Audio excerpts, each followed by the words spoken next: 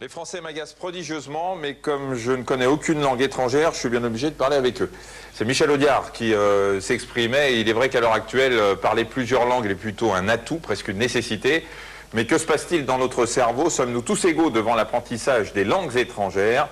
C'est ce que nous allons voir dans le dossier du magazine. Il faut d'abord savoir que l'origine de la parole remonte à 300 000 ans chez Homo sapiens. Mais les langues humaines, le langage, comme on le connaît aujourd'hui, date d'environ 100 000 ans. Pour parler correctement, il faut aussi bien entendre les sons. Vous le savez, le son va entrer dans l'oreille sous forme d'ondes qui vont passer dans les différentes structures de l'oreille. Ça rentre bien sûr par le conduit auditif, ça va taper sur le tympan, hop, les petits osselets, ça va arriver ici. Ensuite, ça va passer dans l'escargot, le colimaçon. Et tout ça, ça va aboutir, ça va être transformé en influx nerveux dans l'oreille interne et ça va remonter par le nerf auditif qui va ensuite le transmettre au cerveau.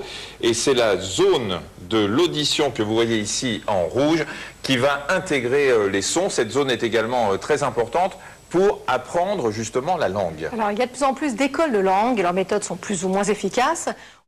En France, l'enseignement des langues met peu l'accent sur l'écoute et l'expression orale. Nous nous sommes rendus dans une école Tomatis qui privilégie justement cet aspect-là. Un reportage de Ludovic Jean et Damien Saug. Nous avons terminé les tests. On va faire le test d'écoute pour déterminer quelle est l'analyse des fréquences de votre oreille. Donc on va vérifier tout ça. Non, nous ne sommes pas chez un ORL et ce monsieur ne passe pas d'audiogramme. Nous sommes tout simplement dans une école de langue. Cette enseignante va mesurer en hertz les fréquences sonores que l'oreille de ce stagiaire peut analyser. On lui proposera ensuite un programme d'enseignement de l'anglais adapté à son oreille. Casque et vous me dites pour chaque son s'il est plus grave ou plus aigu que celui qui le précède. Contrairement aux autres écoles de langue, celle-ci part du principe qu'il faut privilégier l'écoute avant de passer à l'expression orale. Plus grave. Il existe en réalité un circuit qu'on appelle en fait le circuit la boucle audio-vocale, un circuit très étroit de contrôle, si vous voulez, de rétroaction, entre ce qui est émis par la voix et ce qui est analysé, capté par l'oreille. Et la voix n'émet que ce que l'oreille perçoit correctement.